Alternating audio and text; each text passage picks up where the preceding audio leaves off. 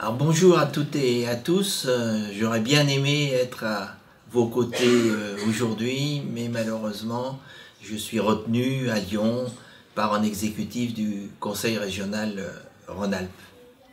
Alors tout d'abord, vous savez que la France et l'Italie partagent le long d'une frontière alpine, en espace de haute qualité et d'une sensibilité écologique exceptionnelle, constituée des régions Rhône-Alpes, Provence-Alpes-Côte d'Azur pour la partie française, et Vallée d'Aoste, Piémont, Ligurie pour la partie italienne.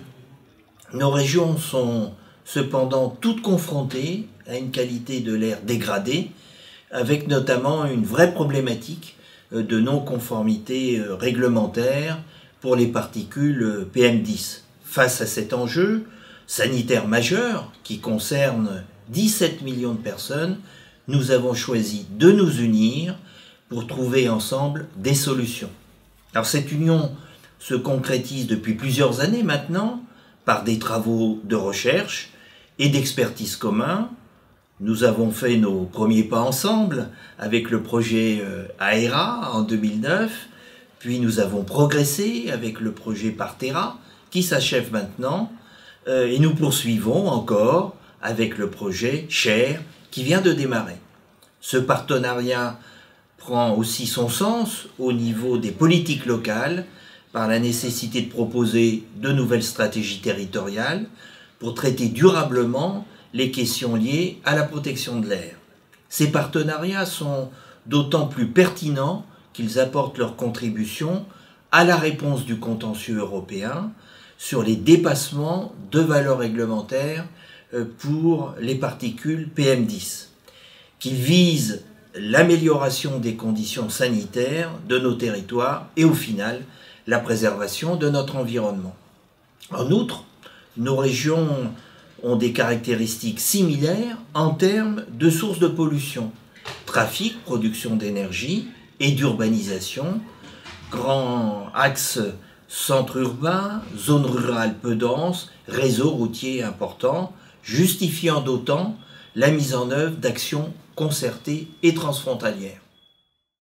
Et la région Rhône-Alpes, avec l'objectif d'améliorer la qualité de vie des populations et d'encourager le développement durable des systèmes économiques et territoriaux transfrontaliers, l'Union européenne a mis en place un programme de coopération transfrontalier, Alcotra, France-Italie, dès 1991, soutenant près de 800 projets dans le domaine social, économique, environnemental et culturel.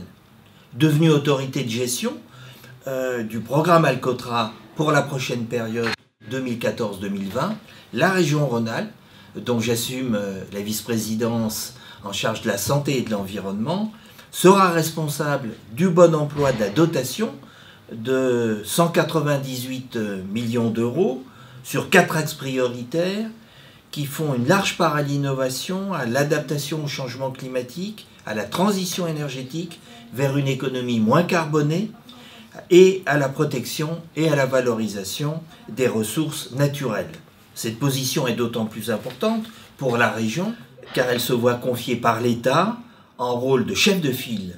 En effet, les régions de France sont chargées d'organiser, dans le cadre de la nouvelle loi de 2014, les modalités de l'action commune des collectivités territoriales dans les différents secteurs, dont celui qui nous intéresse aujourd'hui, celui du domaine du climat, de la qualité de l'air et de l'énergie.